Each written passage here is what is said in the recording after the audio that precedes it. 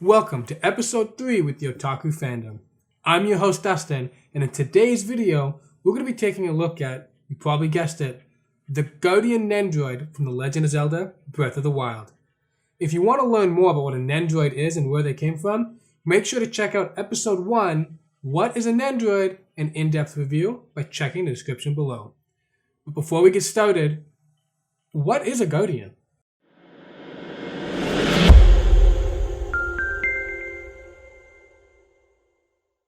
I'm sure most of you watching this video already know what a Guardian is, but here's a quick overview for those that don't. A Guardian is a mechanical weapon created by the Sheik tribe to defeat Calamity Ganon 10,000 years before the start of Breath of the Wild. However, Ganon appears during the process of unearthing the Guardians and possesses them all, turning them against Hyrule. Now this marks the beginning of the Breath of the Wild storyline. Now that we're all on the same page, let's take a look at the Nendoroid rendering of this mechanical beast. We're going to want to focus on 3 key points. First one, art and design. Second, posability and articulation. And 3, packaging and accessories. Let's start with art and design. The GoodSmile Company has really captured the design of the Guardian perfectly, and the paintwork is flawless. If you look at the beige decor all around the figure, you'll notice where the GoodSmile Company has made sure to add some wear and tear marks as you would expect to see on an ancient artifact.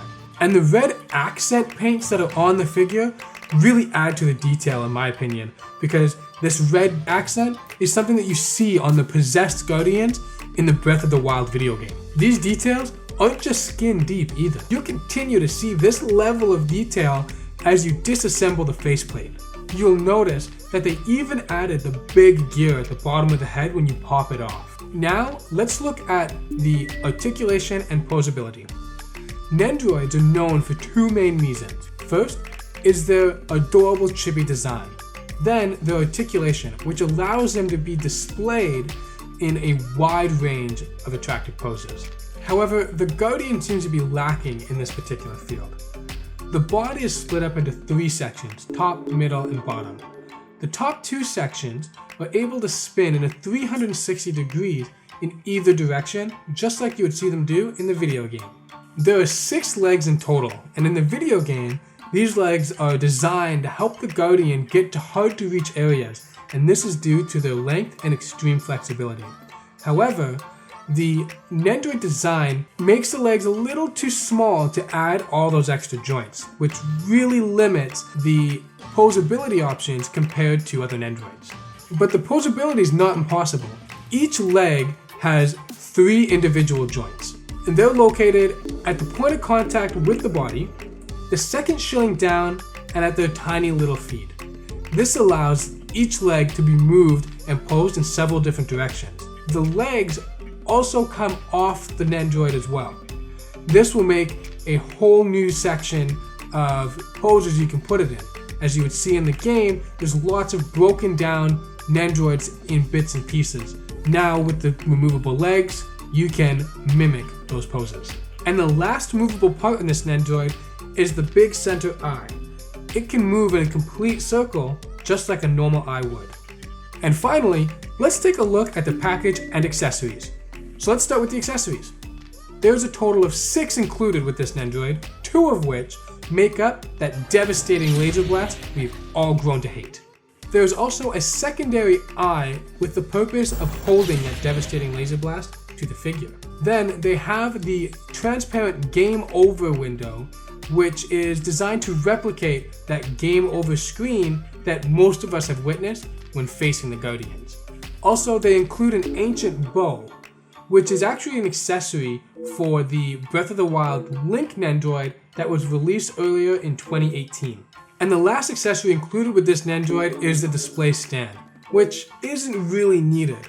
I'm assuming this is the reason why they only include the stand base and not the support arm. Now we can't show any poses with the ancient bow, but let's take a look at all the other accessories in action, shall we? With every great Nendoroid comes great packaging.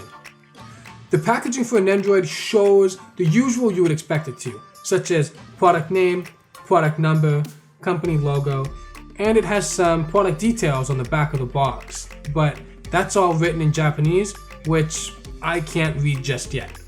What I like most about the Nendoroid packaging is the artwork, because it's really carefully thought out.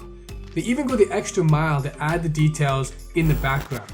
In this particular case, you'll be able to see the ancient writing that is throughout the entire game. And the photos of the product itself are great reference points to help people find great poses to display their brand new figure.